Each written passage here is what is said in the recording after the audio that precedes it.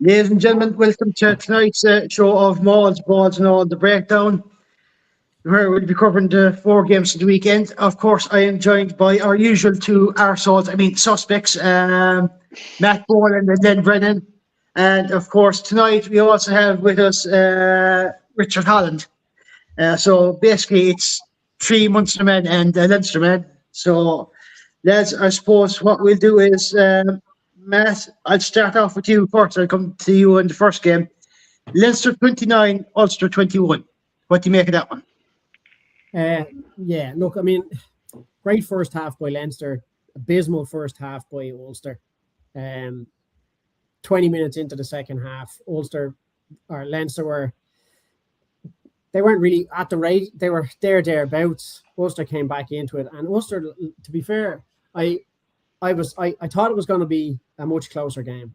With the way Ulster were playing recently, I thought it was going to be a really tough game. And I actually only thought we were gonna we won by 8, but I thought it was going to be closer than that. I thought it was maybe going to be between 3 and 5 point win. When we went up 29-0, I was like, Jesus, this could be bad for Ulster, and it just kind of brought back their consistency in performances where they might have a really good first half, an abysmal second half, or vice versa, where they've played amazingly in the second half. And I was just looking again at the highlights this evening. For me, the two outstanding players for Ulster. Now, look, there was loads of them there. Stu McCluskey, I don't think he was as good as he has been in recent performance. But the Ward brothers, Bryn and Zach, they are two gems in that team, without a doubt. And I'd actually be shocked if we don't see them in green either during the summer tour or at some point in the autumn nations. I really would. But look, Ulster were unlucky. Angus Bell got injured, I think, 2 or 3 minutes into the game. He went off. Hume got injured, an arm injury or something. He tried to play on, ended up going off. That didn't help things. Yellow card then didn't help them either. And then Scott Wilson, it was very frustrating to see him. He got injured maybe 55, 56 minutes around that mark. Clearly had practically lost a leg, and they persisted in fucking keeping him on the pitch. And I was just looking at it going, from an Ireland point of view, we're already suffering with props getting injured. Can we really risk players getting injured further? Because we don't know how far down the line we're going to have to go with these lads. And look, Wilson's a great fucking player. Like, he really is. But to keep him on the pitch that long, when he was hobbling, I'm sure his leg was nearly coming off by the time he was going off. But for me, that's just madness. Just fucking change him. He's clearly injured. He's not going to run this off. It's not one of those injuries where you just run it off and you're grand 5-10 minutes later. You could see him struggling. And then, he had 2 or 3 scrums that he had to go in on that as well. And how is that going to help? It's just going to make things worse. So I was a little annoyed by that. But look, Well, the problem I'd have with that, Matt, is scrum safety. If he's not able to scrum properly, there's a collapse, and then you could have someone go down and break their neck, let alone their leg. Yeah, 100%. Yeah. Look, and you lads would know more than me. I can see the mechanics of a scrum, but I've been in a couple of scrums by default because nobody else. Anyway, it was a bit of crack, but it was grand. I've done it now, lads. Off his pop. I'll stay in the back line. But that's what I'm saying. Like, as Richie has pointed out, that could cause an issue to somebody else, where somebody else could have had a serious injury because of that. His leg could have given way, which, them front rows, they're holding so much weight. If you take maybe 100 kilo per lad on the front row, that's 300 kilos of weight coming through on an already weakened knee or leg or whatever. It could snap his leg. It could have a collapse where somebody could, as you rightly said, break their neck. It was madness. He should have been just taken off. A couple of comments in here before I come to you next, Richie. Pauline, good evening all. Outnumbered again tonight, Matt. Wouldn't be the only fuck. I'm always fucking outnumbered in this show. Yeah, it's nearly a given now at this stage, to be honest with you. And Ben is in here. Good evening, all. Hope you're all doing well. That's well enough, I suppose, anyway, to be honest. Richie, your thoughts on the Ulster Leinster game? Yeah, it wasn't a bad game, but as Matt said, Leinster showed up in the first half and didn't show up in the second. That's the red card. I think it did kind of let Ulster back into the game. It was a red card. I all day long. Yeah, because he had no eye on the ball. He never left the ground, and he still went straight in underneath cock. There you go, giggity. But he took cock out. Yeah, he took cock out. But yeah, look, the Ward brothers are absolutely fantastic. I thought Doak had a decent game as well. He was quite good. But I think the two early injuries, I think it upset the Ulster rhythm for the first half. They were at 6s and 7s with losing two of their starters within 10 minutes or whatever it was, or less maybe. But yeah, look, it was early. Yeah, I thought it was going to be a closer game, same as you, Matt, and it's there's two substitutions anyway for Ulster in 8 minutes. Crean came on for Ben in the 8th minute, and Postlewaite came on for Hugh in the 16th. So to be fair to Postlewaite, he's a great man to come off the bench.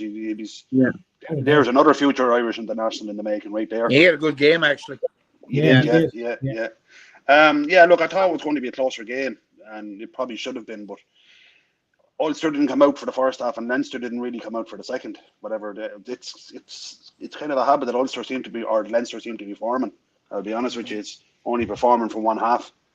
It's not a good fucking habit to be in. No. Joe Lyons in here as well saying that was never a red. Oh, I don't know about that. Joe, explain to us now why it wasn't a red, please. Because that's a red all day long. It's redder than red. Right. That's I just noticed something here, Joe, from the URC website about substitutions. Crean came on for Bell in the 8th minute. Wilson came on from Crean in the 45th minute. And Crean was back on again in the 51st minute, this time for Tom O'Toole.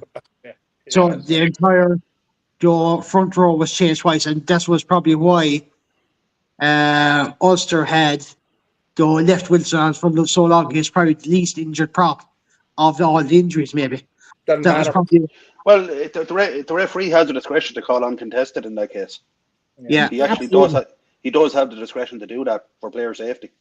I mean, he was absolutely fucking hobbling. It was ridiculous. He wasn't even hobbling. He was barely walking. It'd be a phase of play, and then he'd be down for 5 minutes after. That was unfortunate, and it's not the chap's fault. He was carrying. I can't understand why they left him on. To be honest with you. A few comments in here, and I'll come to you then in a minute. Then, Bevan, I noticed a lot of them were doing that all the weekend. Look at Keane Pendergast in the Connacht game and Ryan Bread. They kept on the pitch, and he was struggling for 20 minutes, and has more than likely redone his leg. As he was holding the leg, he just came back from after he came off the pitch and was hobbling. Did I read somewhere that Bard is out for the rest of the season? Did I read that somewhere today? Yeah, I thought I said that. But it's madness. Like these lads, that's their career, that's their livelihood. You get injured like that, and to continue on playing, you run the risk of making it 10 times worse, or even suffering a career-ending injury at that point. It's poor management, though, Matt, because absolutely, as a coach up in the box, you're seeing the same pictures the rest of us are seeing on TV, and but it's even more evident if they're on because you're looking onto the pitch.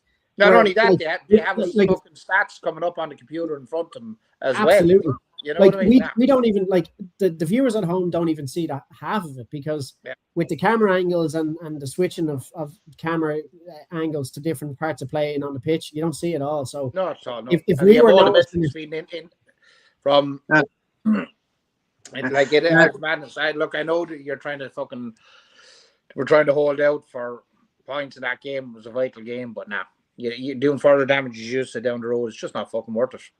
Yeah.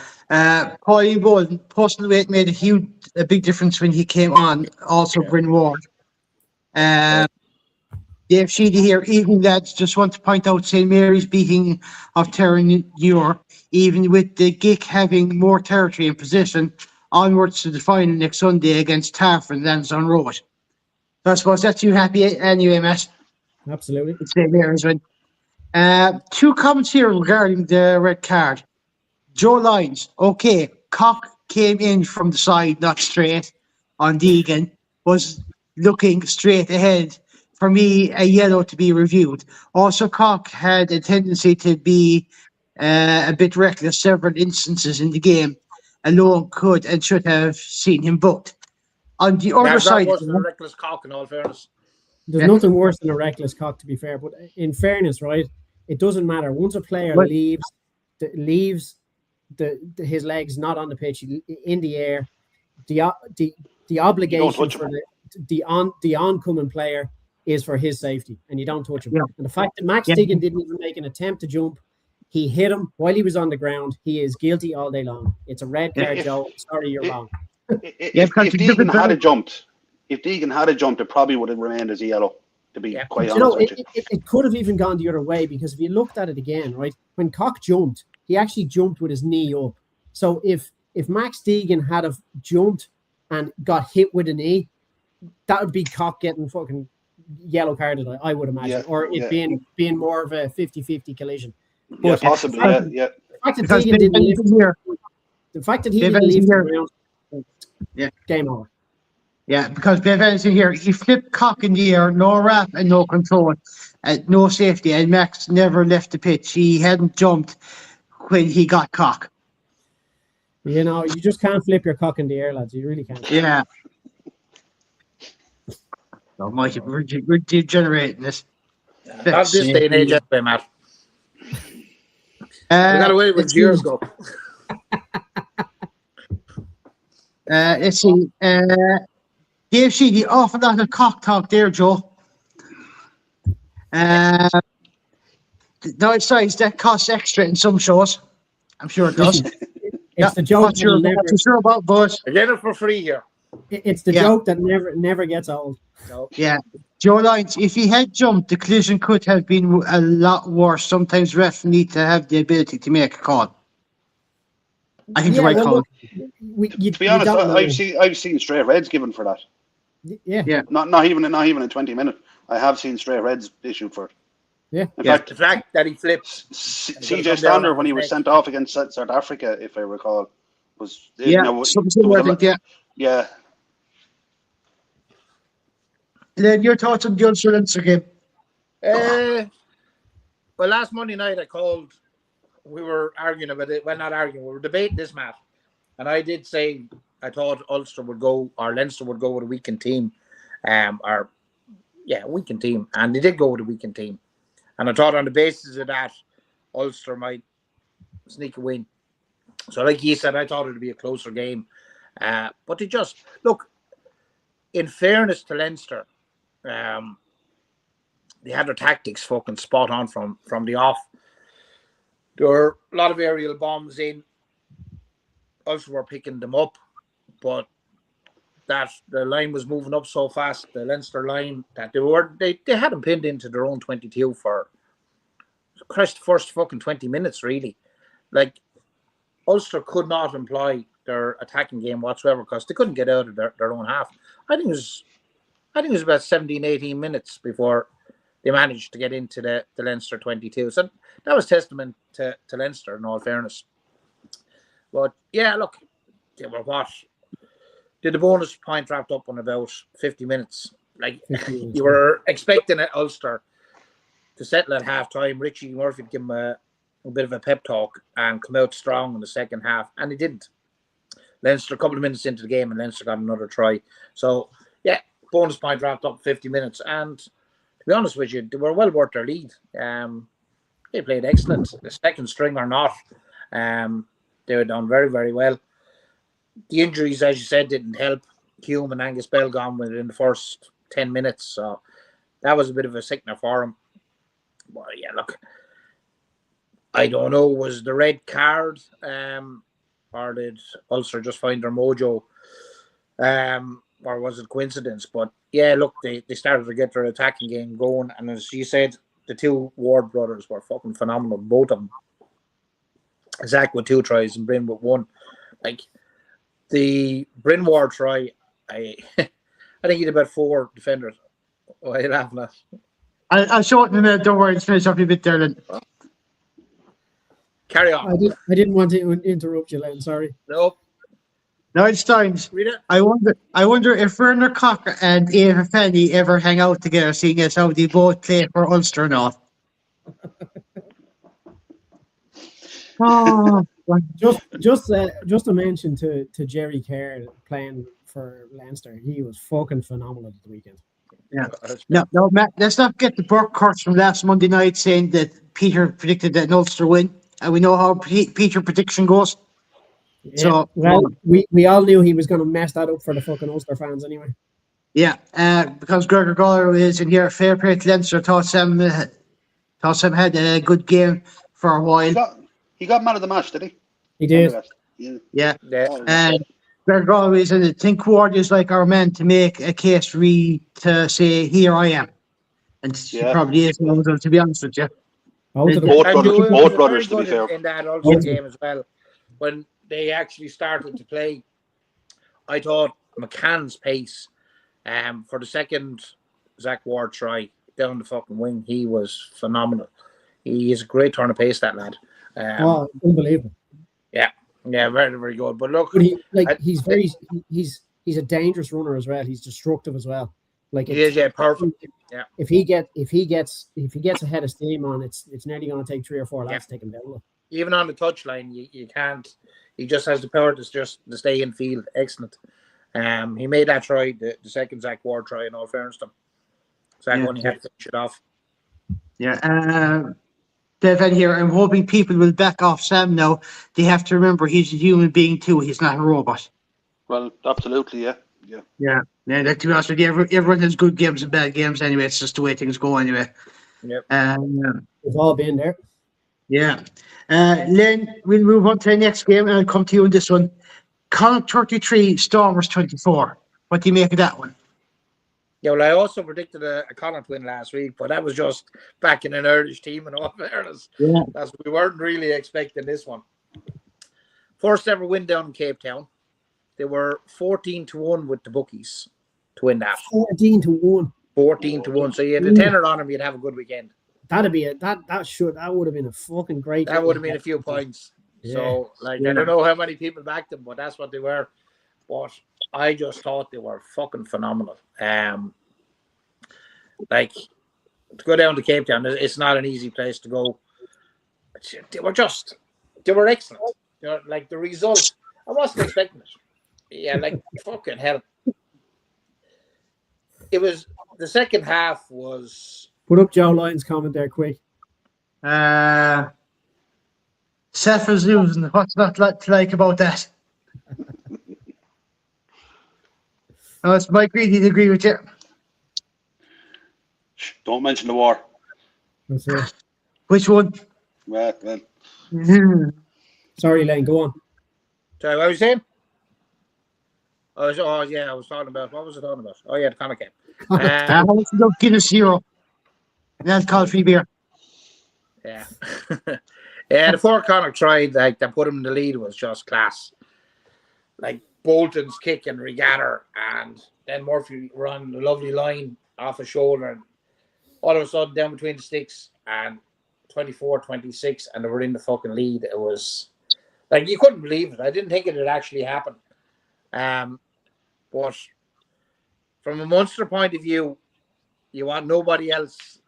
From a selfish point of view, you want nobody to slinger around 7th, 8th, 9th, 10th winning games. But the exception is obviously any Irish team. And especially then if it's an Irish team playing a South African team. So I was fucking hollering for the fucking boys to hold on to it. But like at that stage, I was also shitting myself because there's only 2 points in it. Yeah. And you were kind of going, oh, fuck, can he hold on to this? But boy, Jesus, the last try, the second last one was good. It was just knocked and I knock on you. That intercept, he read it absolutely perfectly and right straight underneath the post. That put the game to bed. It was just excellent. And I tell you, we keep saying it, but every week there's something new to admire about Connacht. Lancaster is doing a fantastic job, and just I hope they can keep that momentum going. And look, it'd be great if we can see all 4 Irish provinces in the last 8. That's fingers crossed. Yeah, hopefully anyway. A few comments to get through here. Dave C, yeah, I was expecting Connacht to win. I said it on Thursday. Woohoo. Gregor Galway, on league form, Stormers were favourites. Connacht deserved it. That's the first time Connacht to bet the Stormers down there, as far as I know. I think it's the first time they've ever gotten a win down in South Africa. Yeah. I think that's the case. Bevan will probably know. She'll come out and correct us now in a few minutes, but you're probably right, Matt. That was electric. One of the best games I've seen. I should have put a bet on them. I just hope that Carl Ford's wrist and Sean Jensen's injuries are both just niggles and not too serious. Absolutely. Yeah. Bishop Len was hollering. What is he now? A country singer? He's from Waterford. That's fucking yodeling. He's from Waterford. They have their own lingo down there. It's not exactly country. It's not exactly D4. Kettle pot, Danny. Certainly not to do with fucking country music. We have proper country English down here in Kerry, all right? Bevan, first win in South Africa. So, yeah, you're all right anyway. Yeah. Pauline Boland, a brilliant win by Connacht. That was a lot of niggles going on with them sappers. And she's in here again, doing a Munster on it with the whole hollering. Richie, your thoughts on the Stormers Connacht game? It was great to see. To be critical of the Stormers, the amount of ball that turned over in contact was absolutely unbelievable. I think there could have been 9 or 10 turned over. Just at tackle, when we taken into contact and there'd be a knock on. There was one of the tries, for some strange reason, on a restart to let the ball bounce. The second last try. Yeah, between 2 players. Yeah, it was one of them. Massive One of them should have grown a pair and called the ball and taken it. And the 2 of them just stood there looking at each other. And your man just came straight up. Thanks very much. Bang, gone. Yeah. Other than that, it was great. It was great to see. And the Stormers pulled out a big lead. And I was thinking to myself, this could end up in a very, very, very long day for Connacht down there in the heat. I think they were up by 10 on 2 separate occasions. Yeah, and they threw it away twice. I was hoping that Connacht wouldn't wilt, and as it turns out, I think the Stormers wilted. We had something similar the last time we played down there, played the Stormers. What, 3 weeks ago, wasn't it? Yeah, the Stormers just wilted away in the last 20 minutes. Yeah. It seems to have happened again. But I'm absolutely delighted for Connacht. As Len said, if it's an Irish team, you're going to shout for them regardless. If they're not playing your own, you're going to shout for them. Holler for them there.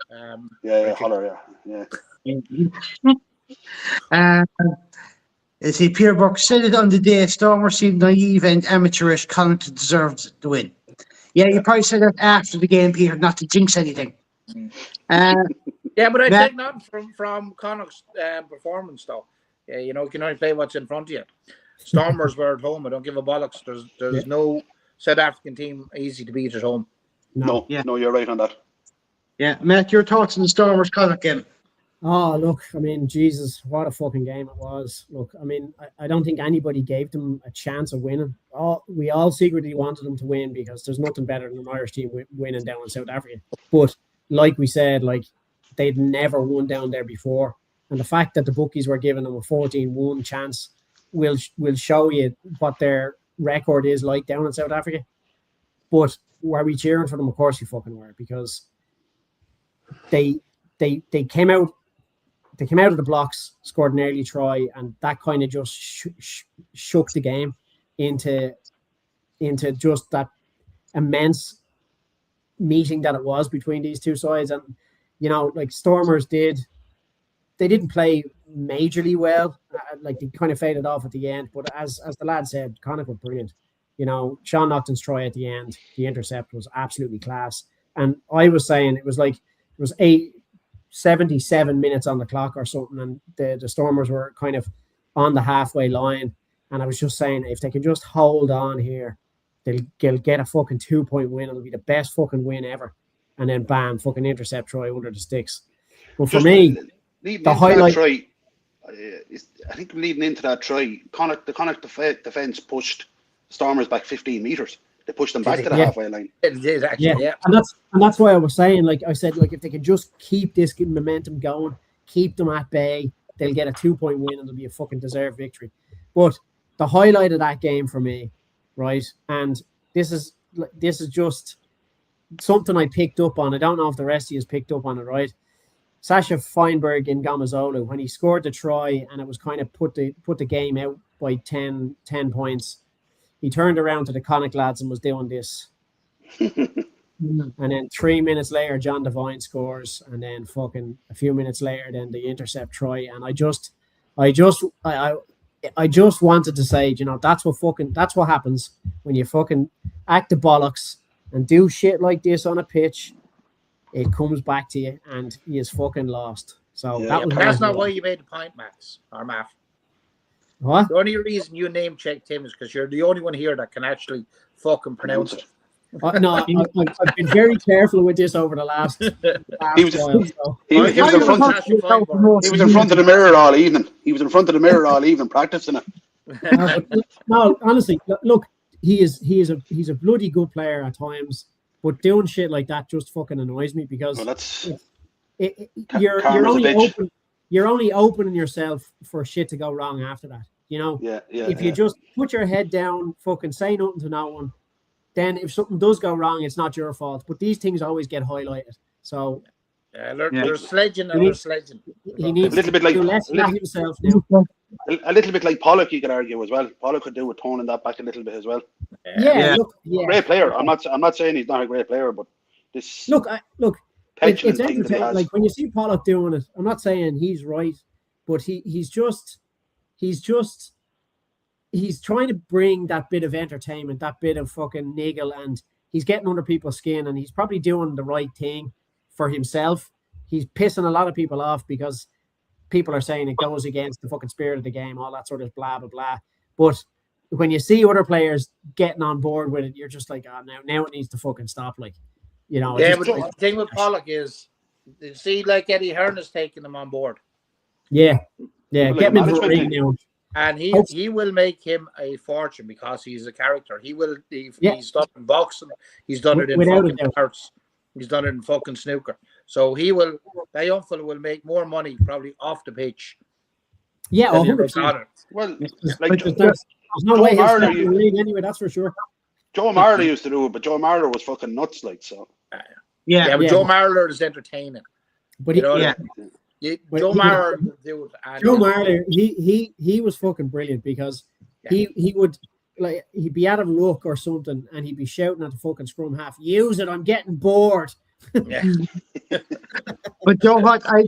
One player I'd love to have seen Henry Pollock go up against, Jerry Collins, because I don't think he'd be very galvy after that. Anyway, no, if you could talk.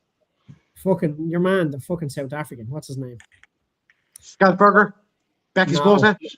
Becky's Bota. You'd love to see him up against. Becky's are just. Jimmy Culver would be another that I'd love to see him go up against. Burke here said it during the comments on the thread, Nuts Bronson. Burke, fuck off and beat your own. It's about that time. And shooting off that Finn Russell in the air as you're at it. Let's see. It's two more comments here before we move on. It's. What the fuck I don't know. What's that? No, I have one of them here. Lads, us non-comic supporters are going to be cursing them next year. They will be seriously good. That's by Dave Sheedy anyway. And there's one here. We said Lancaster's working miracles there, isn't he? Yeah. We said this when they appointed Lancaster. We said they are going to be a fucking thorn in everyone's side in a couple of years' time, and they're already getting there. Yep. Yeah. Bev and Marie, we have Trevor Woodman next season as scrum coach. World Cup winning player. He's such a good reputation. Next season is looking sunny for us. And that's Without what a we're doubt. saying. Yeah. Without a doubt. Yeah. Let's see. Matt, that Feinberg did is the exact same as what Pollock does. So I suppose the whole Yeah. 8 hours kind of thing. I'd say that. Let's we'll move on, I suppose. Couple of studs in the hand when you won't be able to do that. Yeah. Boxing See, concentrate when you're No, Right, the next time he's on the ground, you stand on his fucking hand. Yeah, I that's just it. said come studs in the hand. You ain't That's doing it. any of that. You know, The broken fucking hand. sharpen the studs before you go out. I'd never do such a thing. Yeah. Studs are Really? expensive. really. You just do the No. nails down instead, wasn't Richard? You don't. Yeah, You that's just your properly. when you come out of Yeah. the dressing room, you go into the car park and do a couple of laps in the car park for sharpen them up and then jump onto the pitch. Yeah, but see that's what props do. They go back and forth to the bar pre-match. That sharpens studs that way. Then, it's the only way you can warm up. Bad for the floorboards, though. No, Jesus, no. Lads, you will move on. Richard, we'll come to you on this one. Ireland 57, Italy 20 in the Women's Six Nations. You seen any of that match? I did. I seen it all. Absolutely cracking game. Yeah. Every time you see Eva Wafer, she just gets better. She is just Yeah. a wrecking ball. Fantastic. Devian Parsons, great to see her get the hat trick. I was delighted for her. On home ground as well. On home ground as well. Aoife Dalton stood out for me in defence. She's not the biggest, but Jesus, she tackles hard. Yeah. She hits you, and she rattles you. It's a little bit O'Driscoll-esque. O'Driscoll wasn't necessarily the biggest player, but when he tackled you, you knew about it. Yeah. Absolutely brilliant game. I suppose a couple of little criticisms is one of the tries they basically fell asleep and just let Italy into the corner right at the end. They were poor enough there, but yeah, absolutely from 1 to 23, they all played absolutely brilliant. The pack was really, really good. The scrum was solid. I don't think they lost the line out. I'm open to correction on that one. So the line out seemed to operate as well. Look, it was job done for him. It was in and out and get it done, and that was it. But for me, now I know on the hat-trick alone, Parsons probably deserved man of the match, but I honestly would have given it to Wafer. She was everywhere. Jesus, Richie, player of the match. Player and whatever. I'm with you on the man of the match in the men's game. Yeah. Player of the match. Okay. Player of the match in the men's game is like, Was, who else is playing? Yeah. That's the man of the match. No, because like even then I'm the same way. It's kind of man of the match or woman of the match. It's one or the other. Yeah. Player of the match is if you're kind of you have an intergender team or something like that. Let's see. Intergender. Intergender. Intergender. I thought you said men's gender there for a second. I don't know what the fuck. Jesus, listen to what's being said for flip's sake. Let's see. Kerryman going all woke, huh? I know. Actually. Actually, Danny, sorry, there was actually 2 Wexford women scored as well in Robin O'Connor and Wafer. Yeah. Two Wexford women go over the line. One of them on her debut as well, which is great to see as well. Yeah. Actually, speaking of lineouts, Richard, Ireland won 10 lineouts and lost 4. They lost 4. Yeah, lost 4.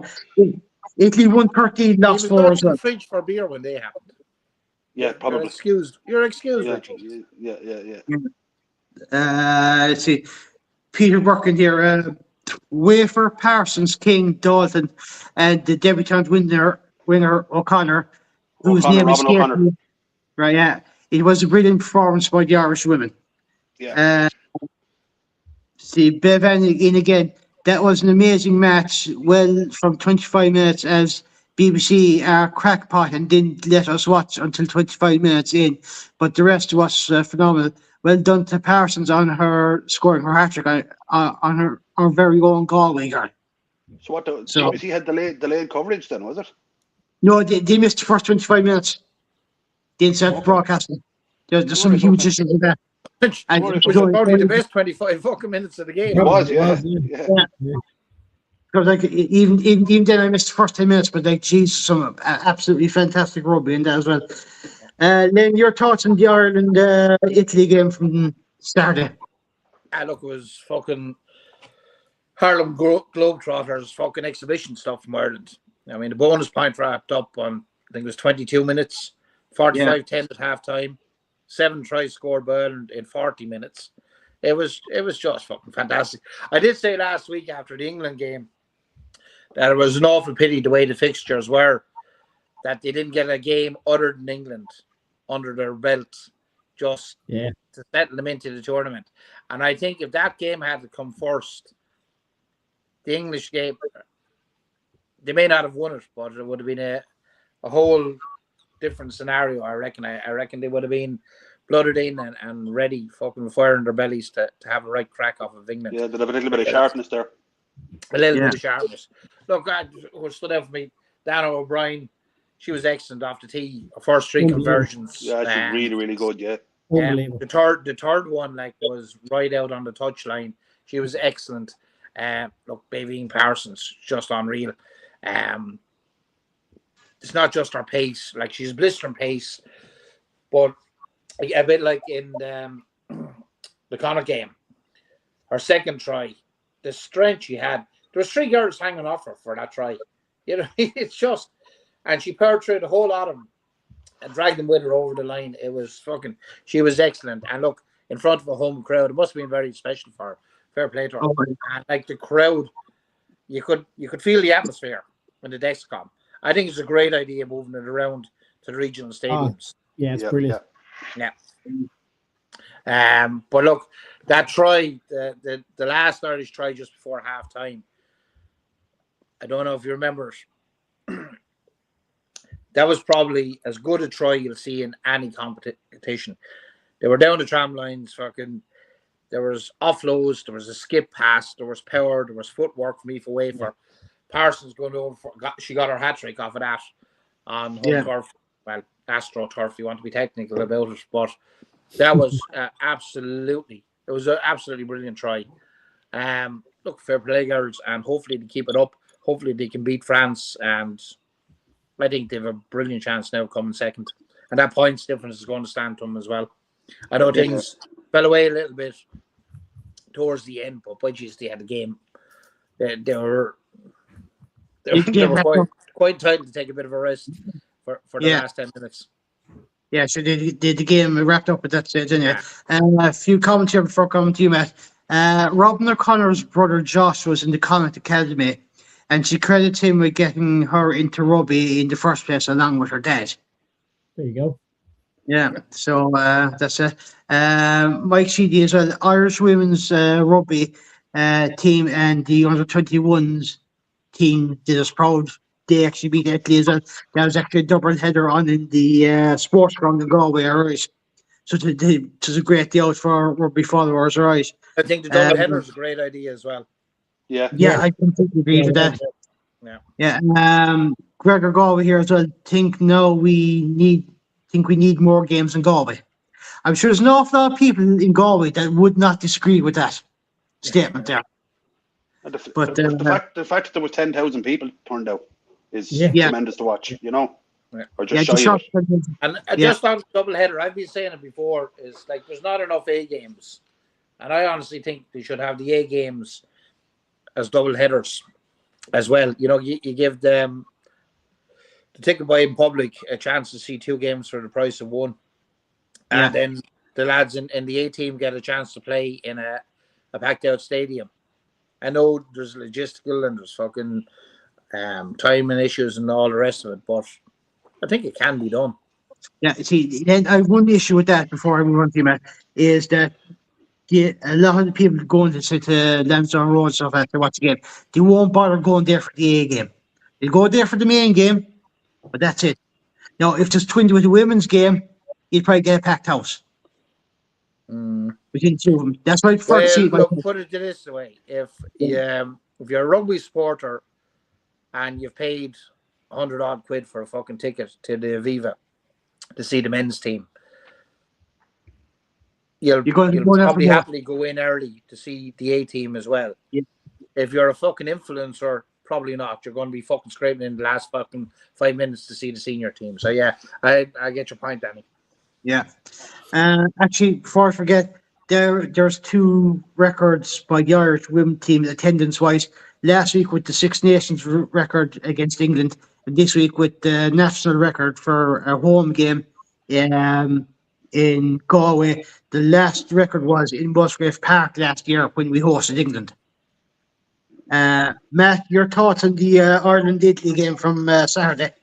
Look, it was a great game to watch. You know, as the lads have said, really, really a fantastic game. And the first half, that was probably one of the best first halves you'd see in any Irish team playing, because they were just, it was like, as I don't know who, it was you, Richie, said it was like the Harlem Globetrotters of rugby. They really said it, yeah. It was absolutely class.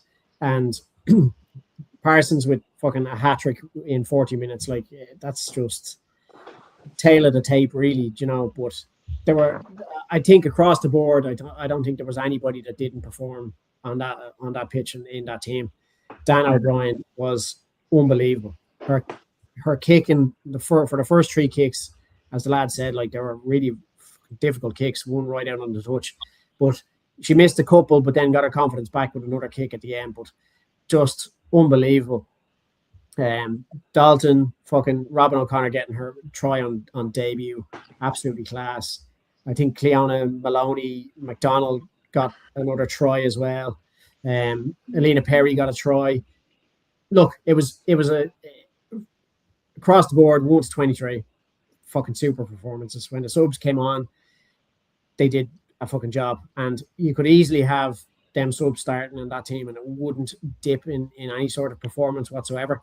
And you know, I think that, like, when France come along, when we're playing France, there's not to be fucking sarcastic here now, but I think the girls will have the bit between their teeth, you know, and they'll be looking to go at that game, because I think they'll have felt hard done by in the World Cup in the manner in which France beat them. But you know, I think they'll want to make amends for that, and I think the old France won.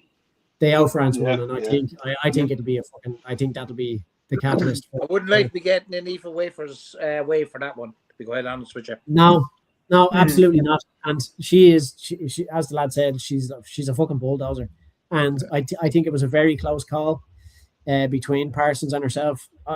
Basically, like, Parsons, if she had got maybe only 1 or 2 tries, it probably would have gone to Wafer, because she was immense across the park. She was unbelievable. But I think the fact that Parsons got her 3rd try back in the home soil, well, as you rightly put, it's not soil, home turf, but I think it would have gone the other way. But look, it was a fantastic game. They got England out of the way. They did really well in that game. Best performance against England in a long, long time, and really good momentum now. 10 years. 10 years. Best. There you go. Okay, they didn't win it. The best losing margin in 10 years. Yeah, actually, that try I was talking about, the one just before halftime, Aoife Wafer was instrumental in that, with her carry as well. Yeah. Like when she gets the ball and when she carries, she gains so much fucking yards on that pitch, and she is an asset to that team. She really is. And I think when she was injured for the World Cup, she was out for the start of it. She was badly missed. But great to see her back. When she came back for the quarter final, she was only at about 50% anyway, to be honest with you. Yeah. Look, she probably shouldn't have been playing, really, but I think she wanted to play, you know, and she probably, as you rightly pointed out, she definitely wasn't 100%. But when you see her at 100%, she's a wrecking ball, and she just gains and carries, and you can see the enjoyment of her as soon as she gets the fucking shoulders down and she's just charging. So look, I can't wait to see them. Can't wait to see them progress into this. Yeah, but she's not just a wrecking ball, Matt. Like, she has great footwork. Oh, unbelievable! And good hands as well. You know what I mean? She's good hands. Yeah. You know what I mean? Yeah. It's not just. It's across the park. She has. Yeah. One sec, now, am I hearing right? Is Richie giving credit to Scalder? Yeah, credit where it's due. Yeah. Yeah, well, yeah. Yeah. Didn't I happen. said, Edit that. Edit that. Sorry, No, can't do it. Um, Bevan here. They should say if you don't arrive for the first game, then you can't get into the stadium after to watch the next game. It's all about incentives. I Good suppose it's idea. double. Yeah. Yeah. Yeah, yeah. But if you pay for Um, your ticket, you can't really do that, though. In fairness. yeah, that's your side of it as well. You see. There'll be a lot of people looking for refunds. Yeah. Bevan again, the way they celebrated with Elena's son after was so beautiful to see. They included him and threw him up in the air to celebrate, and he absolutely loved it. As long as he did drop. Yeah. Well, they didn't Oh drop a no, ball all match, so. no, they didn't. No. There's Safe plenty of hands. safe hands here, I think. It's nothing Safe to worry hands. about. Yeah, Yeah. absolutely. Joe Lyons, hopefully France won't be getting the teeth stuck in to that one. Definitely a bit of a bite in it.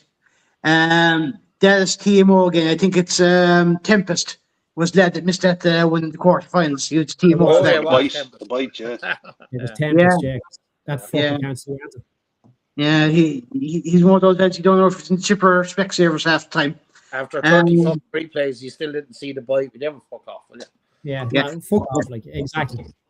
Yeah, Fuck that's there's only one criticism I have of the women's team in general.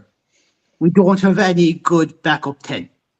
If we lose Dan O'Brien, we're in the hole. Like, I know Flood can cover there, and your Breen can cover 10 as well. But at the same time, Dan O'Brien is Now, like, now 10.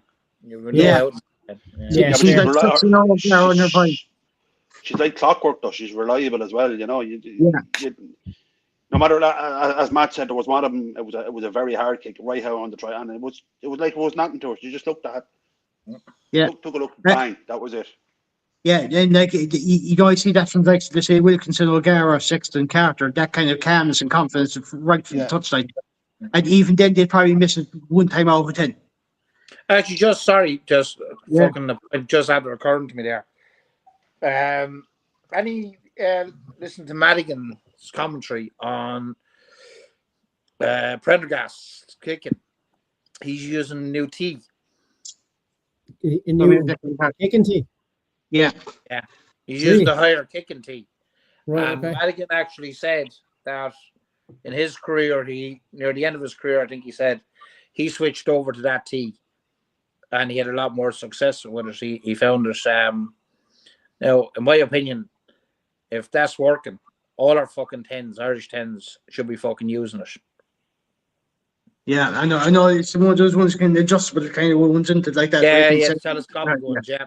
Yeah, Yeah. he made a point that he took him a little bit of time to get used to it, but he reckoned it improved his kicking immensely. Well, it's I suppose the other side of the other argument against that is it's a matter of personal choice. It's whatever the 10 is comfortable with. Yeah. No, again, as Matt said, he knows very little about the scrum. I know very little about kicking the ball. You know, it was never my job, but I imagine it's a matter of personal preference. You know. Yeah. Now, Rich, did you know about drinking pints? Well, I had a problem there in that I have two hands and one mouth. 2 straws or 2 pieces of pipe. You're sorted. But like the only Waven thing pipe, like. The only thing that I can imagine with the telescopic tee is if you can adjust it for height, and like I know, I reckon Jack Crowley, for whatever reason, I've said this before.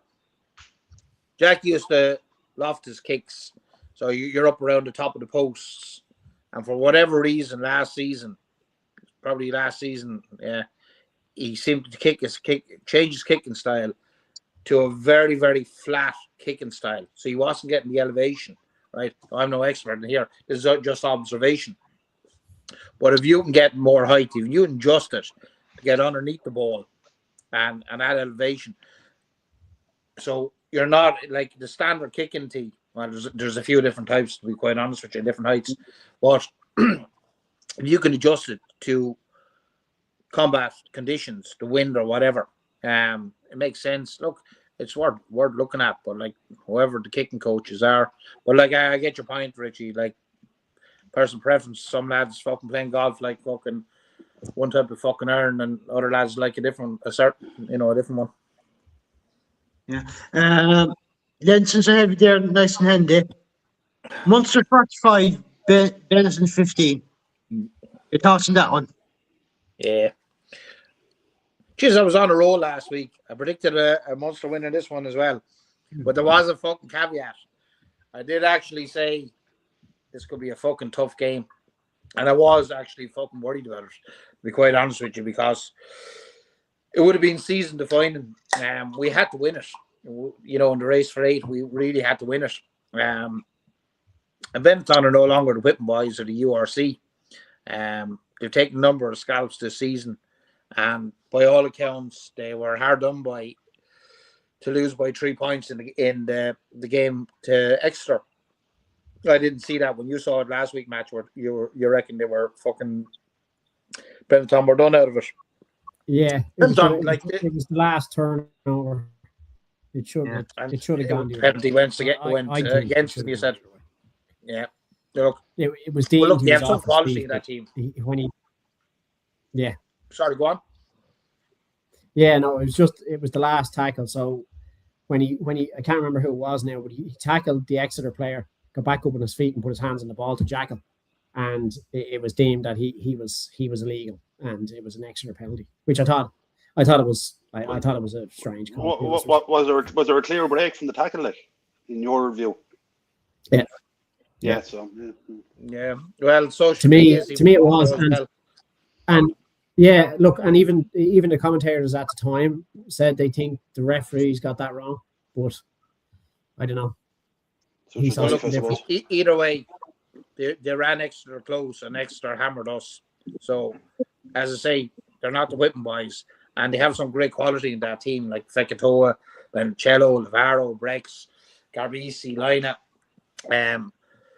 So win was never a given going out there. Look, I was delighted with the result. Absolutely thrilled. Like, Nash got off to a good start with try on 6 minutes. And he done really well to dive into the corner. Stay away from the touchline. Then Farrell touched down the opposite corner for a second try. And well, I liked was Nankiville's distribution was what was at the heart of both tries. I thought he had a brilliant game. Then Coombs, another guy that powered through 4 defenders to get us in touching distance to the bonus point. That was just before half time. So I couldn't fucking believe it, to be quite honest with you. A game I was really, really worried about. And fair play to Coombs, because when we were working that up, we were around the corner. And I think even Benetton expected us to go around the corner again and recycle. And he didn't. Coombs just went. He came out of kind of nowhere. He saw the line, he went for it, and he got it. But all in all, it was a decent first half for us, and then we made good decisions. But I think, again, our defence was the win of the game. It was excellent. We just prevented a bit like Leinster in the Ulster game. We prevented a good attacking team from getting to the edge. And that's what it was all about. And it was one of our better defences displays. So we were 19-3 up at half time, and you were kind of going, for fuck's sake. Yeah. Look, just solely as a Munster fucking fan. Again, I'm shitting myself, but nope. 2 minutes in the second half, and it was Nankiville yet again. Try saving fucking tackle to keep the boys on 3 points. Klein then wrapped up the bonus point after 45 minutes. I think it was even before that. I think it was about 45 minutes before Benetton got their first try. And then I started to worry. Like, at that stage then, it was 10:26. And I said, right, just keep doing what you're doing. Just see the game out. Stick it up to jumper. Do what we're doing all the full game. I would have been quite happy with that score.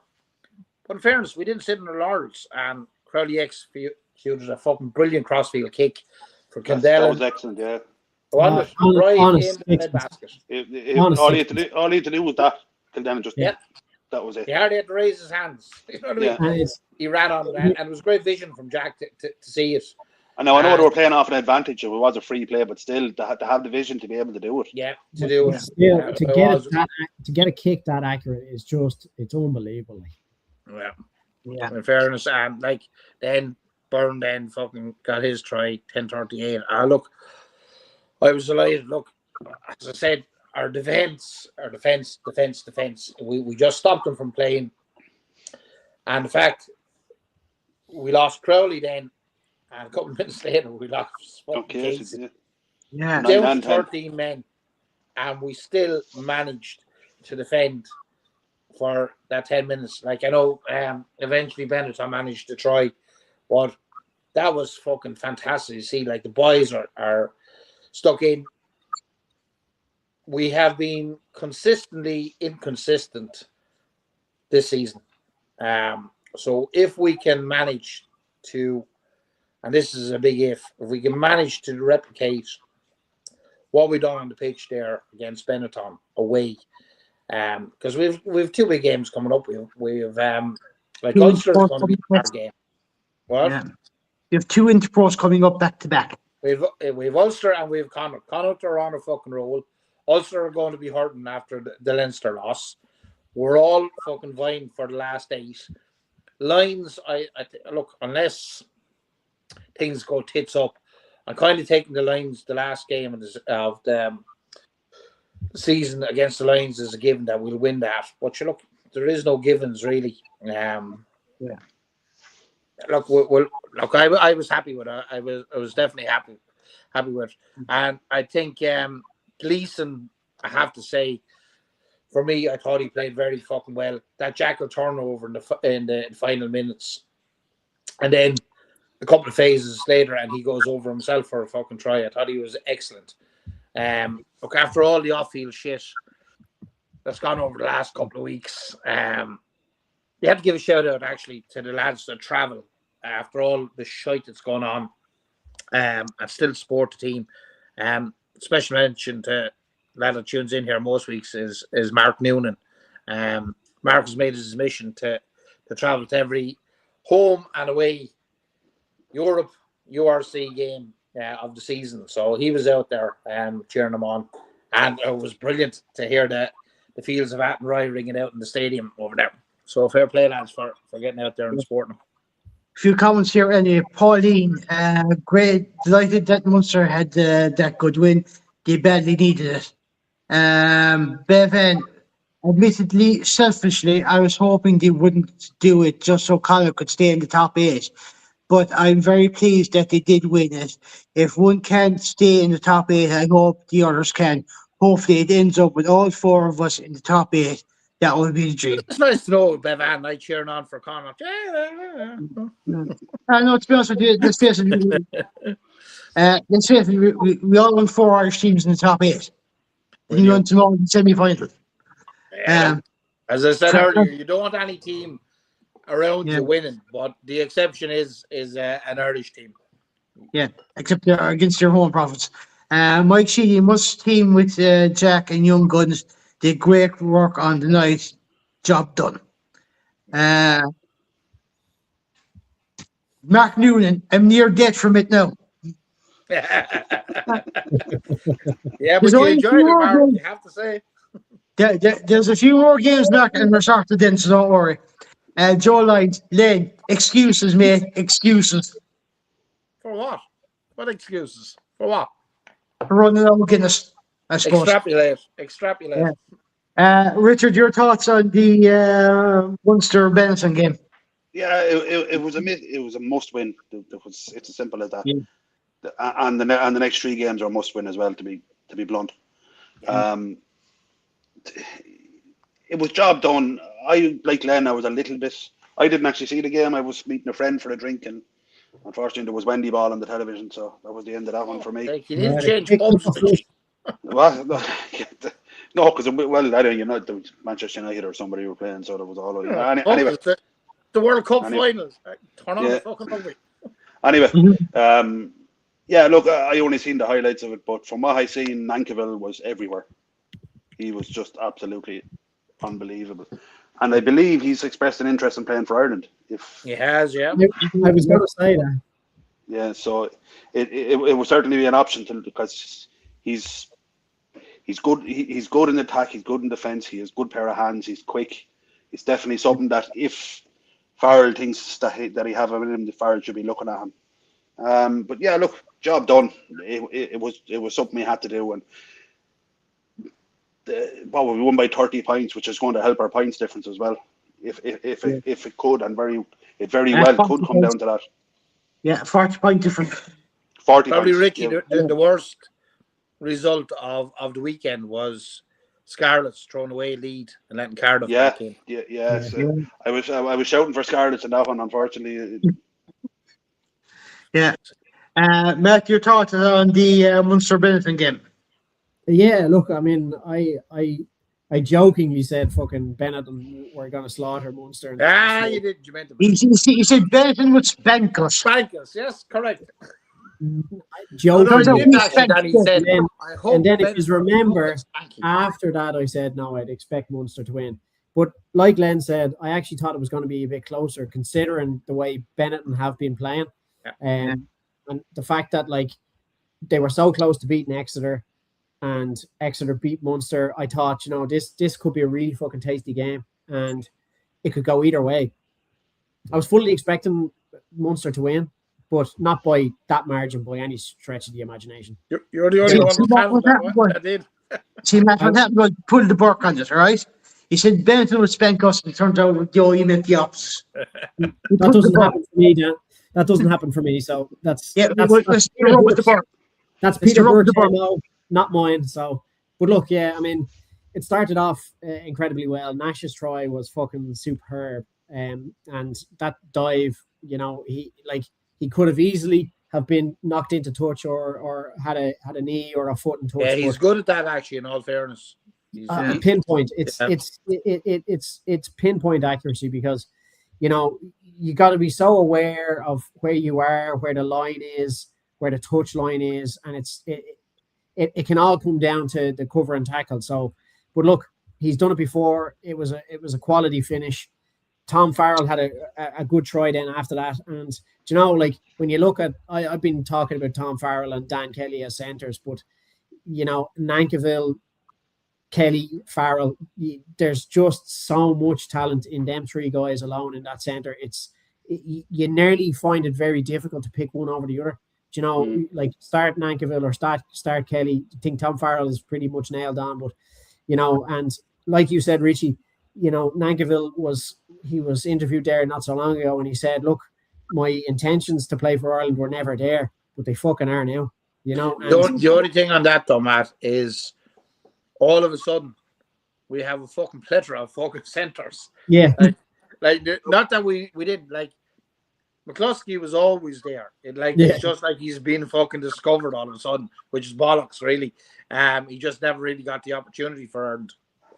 But look, that's the thing. But these names, these names could be in the hat, and you never know what could be down the line. In fairness, we have young lads, Hugh Gavin, we have fucking Postlethwaite, right? There's loads. We have loads, right? But on the flip side of that, we had loads of props as well. Yeah, Aki and Henshaw are aging. So yeah, look, who knows? All these guys need to be doing is keep playing the way they're playing, they keep playing like that and performing week in, week out. It's going to give somebody a fucking headache in the Ireland camp. But it's a good headache to have. And it's a fucking brilliant. And no coach is going to be annoyed by having a headache over picking fucking players. Absolutely. Because, that's his job. But look, great fucking result for Munster, 30-point win. Unbelievable. And it's half a Munster, man. I say you were delighted, were you? I'm not. Yeah. There's no part of me that's ever fucking. Get Pauline back on, will you please? Shut up to fuck now for a second. That woman couldn't wait to get out of Tipperary, and probably has spent I'd say nearly 60 years more in Dublin than in fucking Tipperary. So listen to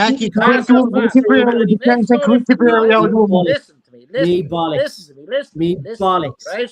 Anyway, I'm born in Leinster. My dad's Leinster. My sisters are Leinster. By grace of God, you just can't deny it. Well, she can. I can. I am not a fucking Munster fan, and I never will be. So fuck yous. There's before going to the predictions, there's a few comments here. Anyway, I wasn't finished until Len rudely interrupted me. Sorry, carry on, Matt. Carry on. No, I'm fucking done now. Sick of talking about this cunts. Joe Lyons here. Charlie Tector playing back in the area for Lansdowne to keep fit, so hope he gets his game sorted. So I'd fear he could be one that slips like Byrne and heads away. You know what, if he has to, maybe.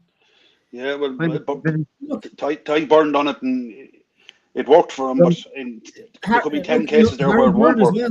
Do you know, like, sometimes these lads need to go away to develop further, you know, and we've seen it. Like, Ty Byrne wasn't getting a look in here whatsoever. Went away, played in fucking Scarlets, or I think it was Scarlets actually. Yeah, it was because he went league with them.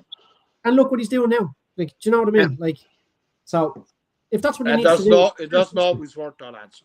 No, look, for every success story, there's going to be 10 ones that didn't work out. Yeah, exactly. Or 20 or 30. Yeah, Ben here. Aki will probably retire at the end of the World Cup, but international, that's anyway. Yeah. So one of those guys should be in the running for his spot. Possibly, he could. Yeah. See, one more comment here before. I have two more comments here. Sorry. Joe Lyons, just to put a bit of light on how good Aoife Wafer is at 23 years old. Her stats in the Premier PWR, which is the women's version of the Premiership, for Harlequins is insane. 7 tries, 164 carries, close to 500 meters with 225 post-contact meters, 154 tackles, 90% success rate, and that's in a struggling team. She's some machine and will only get better. She's only 23, which is... This man, she hasn't even hit her straps, like, you know. I couldn't find me fucking laces at 23. Yeah, but you know what? I would say this, though, I know it's a lot of sports.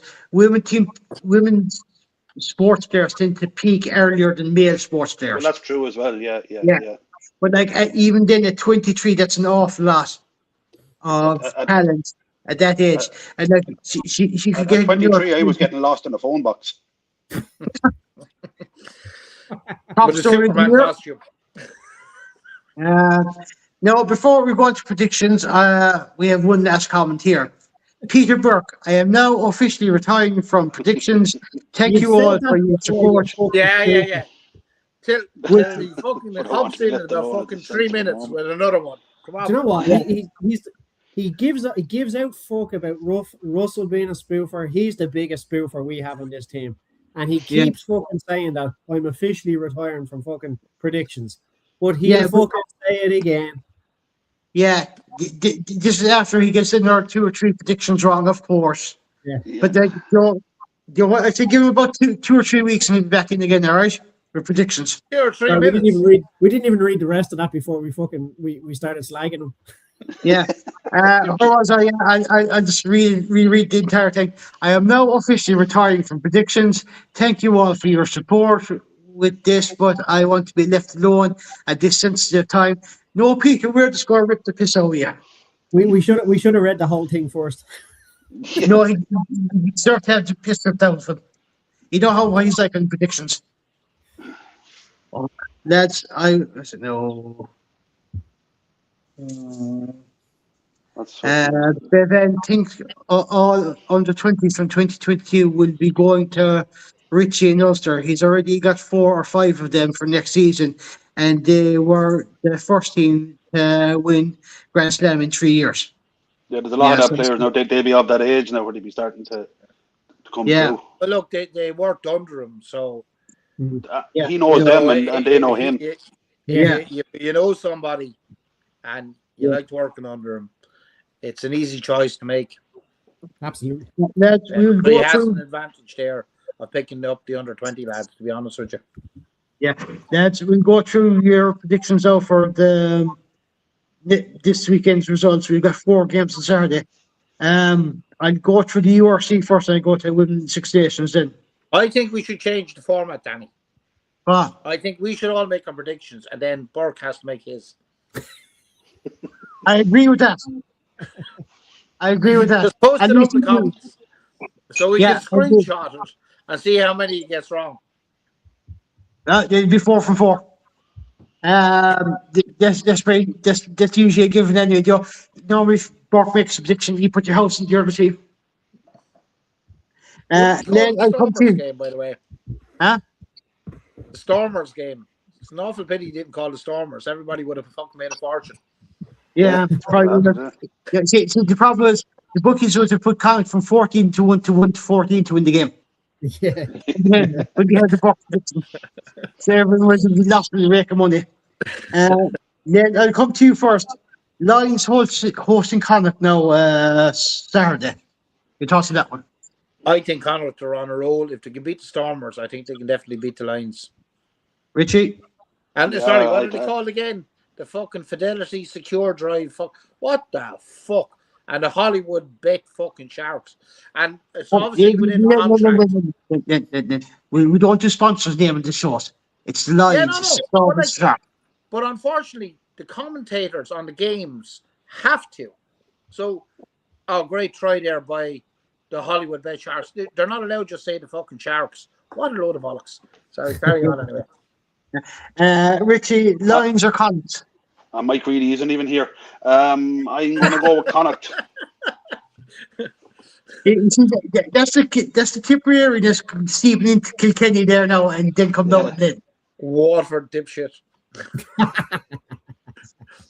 Waterford dipshit. Is that news for Waterford? I've never heard of that place in Waterford. Well, yeah, you see, it's right in the tri area there, just between kind of Kilkenny, Waterford, and Tipperary. It's kind of weird kind of Keep spot. fishing, Danny. Keep fishing. I will. Don't worry, I can't be constantly fishing. Matt, Lions or Connacht? Connacht. Let's see. Peter Burke, but then you have the half price special value super value pack. Huh? Yeah. What? I don't know. I don't understand that one. Don't get that one. Is he having a stroke? Yeah. Yeah. I want that's quite he's stroking. Bev, I think Connacht will win. It's a young team at altitude. Younger lungs are better for altitude, so Very good point. So would work in their favour. Yeah. Good point, actually. Yeah.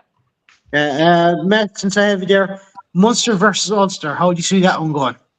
Oh Jesus, lads, that's going to be a cracker of a game. I think. I think Ulster they'll be hurting after losing to Leinster. But you know, I don't know. I think Munster at home they're so hard to beat at home. And well, we used to be. Well, yeah. I'd still see any team going to Thomond Park. It's a daunting task anyway. So I'll go with Munster on that one. But I'd say it's going to be a very close. I'd say if Munster do win, Ulster will get a losing bonus point. Richie, Munster, Ulster.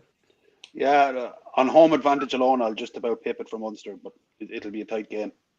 Before I come to you then, Peterborough, Super Value Park, that's in Cork, not Waterford. That's called Musgrave Park. We don't go with any of these new fucking Affidia or fucking Affidia or whatever the fuck they're called in Hill nowadays. Yeah, but he's referring to Park Keeve in Cork City. Because Virgin Media Park is some other media kind of thing in it. By the end of the season, they'll be rebranded the Vaseline Stormers. Comment down tonight, Miles Steins. Yeah. To be honest with you, Steins is usually on fire with those comments anyway, to be honest with you. Munster or Ulster? How do you see that one going? Yeah, look, as I said there earlier, and Matthew said there now, Ulster are going to be hurting after that loss to Leinster. And it's all to fucking play for because we're talking top four. But I'm going to go, if we can replicate what we done at the weekend, I'm going for a Munster win. Since I have you there, then, Benson hosting Leinster. How do you see that one going? Yeah, look, I think they weren't great. Fucking, they just didn't turn up. But we had our tactics right, and I think Leinster had their tactics right against Ulster. So I'll go for Leinster win on this one. Richie, Benetton or Leinster? Yeah, I'm going for a Leinster win, but I hope it's not another 40-minute performance and they actually go a little bit longer. And Yeah. I don't agree with you on that, Richie. It is weird. They're either winning the first half or they're winning the second half, but they can't seem to. They've had very few 80-minute performances for whatever fucking reason. I don't know. Matt, Benetton or Leinster? How's that one going? Oh, Leinster. But again, I want to see a full performance. Like as the lads have said, like it's a first half or second half performance from Leinster, and more often than not, a lot of the games this season you've seen Leinster being down at half time and coming back and winning in the second half. But look, Benetton are massive improvers, but I would expect Leinster to get a job done. I want to see an 80-minute performance though. In saying that, they are winning the games. You know what I mean? Yeah, no, they are. They're coming out with the results, but we're compared at to last season where they were fucking storming out of the blocks every single fucking game, and the games were then buried by fucking half time, and they still were tagging on a try or two. It's the old adage of if you have your foot on their neck, you keep it there. Yeah. Look, we're at the business end of the season now. We need to be doing 80-minute performances. So that's what I want to say. But in saying that, as I say, it was a weakened team. You had likes to Culhan in there, and he actually got a try. So these guys are starting to step up, and they're getting minutes. So when it comes to the Champions Cup, it bodes well for them. Yeah. I'll get to the last few comments here before we move on to your last prediction. Joe Lyons is going for Ulster in that game, I think, anyway. Jeez, Joe, you really surprised me. I'm actually fucking shocked here. Somebody fucking passed me the defibrillator. Gregor Galway and Ulster saying, Munster, maybe, we have prop injuries. That's a fair point. So, that's true, yeah. Gregor Galway is also going for Leinster in the Benetton game. Peter Burke, we beat Ulster in the first 40, but I agree with Matt. So that means the Benetton win. So he's No. making a prediction without actually stating the name of the team. I think he's agreeing with Matt in the fact that you said that you want to see Leinster play an 80-minute game. Yeah, that's what he's agreeing with. That's I'm trying to get. I'm trying to get. Stop giving him a fucking out there. I'm trying to say it's a Peter prediction, all right? Yeah, just play along. He's a fucking clown. He's a clown. He's not going to do it. We'll say it's a Peter prediction. We'll say it. No, fuck off. We'll just say it, lads. Between us, okay? We'll say it between us. We'll say that's Peter. So Peter Burke went for Benetton. Okay. No, he went for Leinster. No, he went for Benetton, you fucking dose. Ben Bruckner, exactly. Musgrave Park, Lansdowne Road, Ravenhill, Sportsground are the names, not the sponsorship names. Yeah. But I suppose, Joe, if you're on TV, you have to be seeing the thing. No, lads, I'll get your last prediction, and I'll come to you first on this one, Richard. France hosting Ireland in the Women's Six Nations. How do you see that one going? If Ireland can kick on from the result against Italy, they might do it. They do own one. They definitely own one. So I'll say Ireland will just about win it, but I'm not 100% confident on it. Yeah, mainly because I couldn't bring myself to shout for France.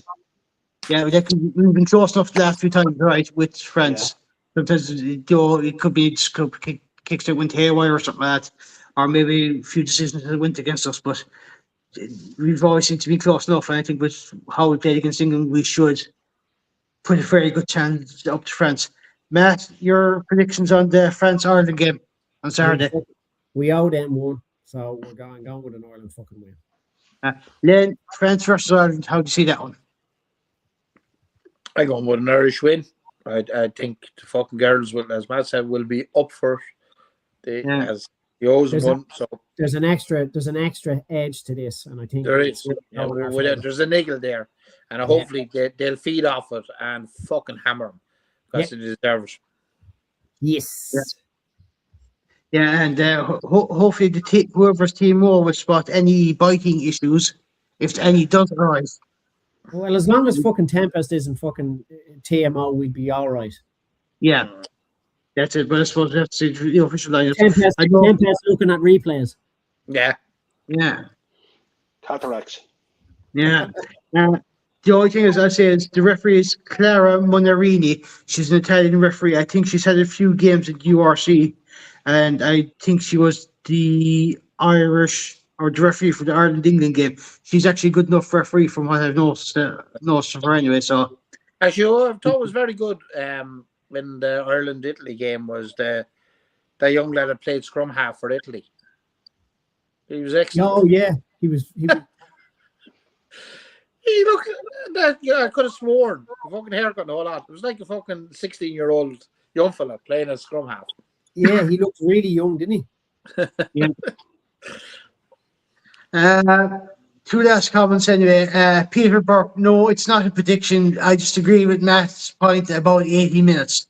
That's a prediction, Peter. Okay, I'm putting that down as a prediction. Okay. Mike Sheedy, Munster win, Irish women win. Yeah. Okay. Yeah. Oh, that's I suppose. Let's see. Oh, one last one. Before we go by Bevan, can we just not make the show an hour and a half? We always go over. But like it's not always just three of us, but since there's four, there's usually kind of the more added time onto it. But So what you're saying is the Wexford's mouth fault. Is that what you're saying?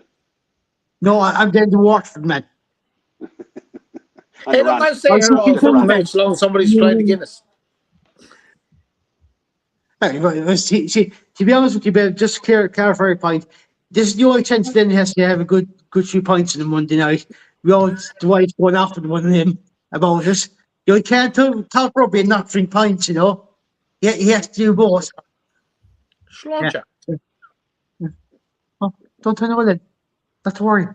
Lads, I suppose we will call it a night. Matt, Ned, Richie, See you, until folks. next time. Take care, lads. Good luck, gents.